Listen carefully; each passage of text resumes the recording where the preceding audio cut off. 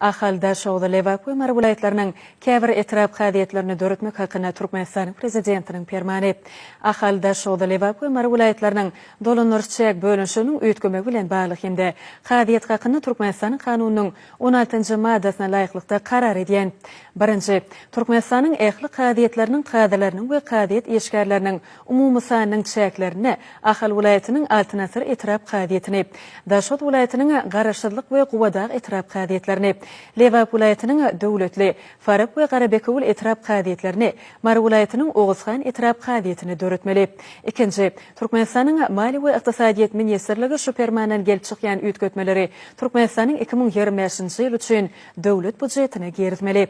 Türkmenistan'ın prezidenti, Türkmenistan'ın yaralı güçünün belin terkerde baştay Serdar Berdimuhamedov. Ahalda Şoğda-Levak ve Mara vilayetlerinin dolanırçak bölünüşünün üytkömek bilen bağlı hemde Türkmenistan'ın prokuraturası hakkında Türkmenistan'ın kanununun 14. maddesine layıklıkta Türkmenistan'ın prezidenti yurdumuzdan yaralı güçünün belin terkerde baştay Serdar Berdimuhamedov kararı kol çekti.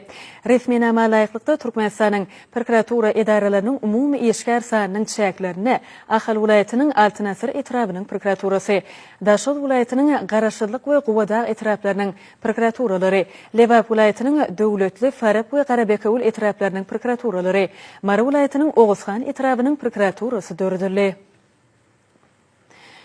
Türkmenistan'ın prokuraturası hakkında Türkmenistan'ın kanununun 16. maddesine layıklıkta Türkmenistan'ın prezidenti yurdumuzdan yaralı güçünün belin terkerde baştay Serdar Berdimuhamedov'un kararı bilen birinci dereceli jurist Edid Beşim Durduyeviç Ağayev Türkmenistan'ın baş prokurorunun ornatörü vazifesine belirlenip, ola Daşot vilayetinin Könürgenç etrabının prokuror vazifesinden boşadıldı.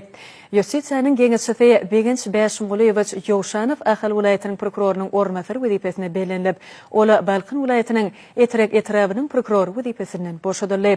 Justisiyanın genişçisi Serdar Babajanoviç Çareyev Daşot vilayetinin prokurorunun ornatörü vazifesine belirlenip, ola Balkın vilayetinin prokurorunun ornatörü vazifesinden boşadıldı.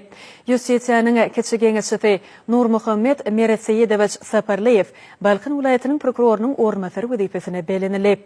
İkinci dereceli jurist Çınar Amanguliyeviç İmamguliyev Aşgabat şehrinin Köpetdağ etrabının prokuror vazifesine, ikinci dereceli jurist Babanepes Kemaloğlu Ballayev Balkın vilayetinin etirek etrabının prokuror vazifesine, ikinci dereceli jurist Avakacı Cuma Durduyeviç Avayev Daşot vilayetinin Könürgenç etrabının prokuror vazifesine belirlenildi. Altıyarlık mühletinin tamamlanması sebeple Justisiyanın genişçisi Rahim Hekimoviç Atayev Türkmenistan'ın baş prokurorunun ornatörü vazifesinden boşadıldı.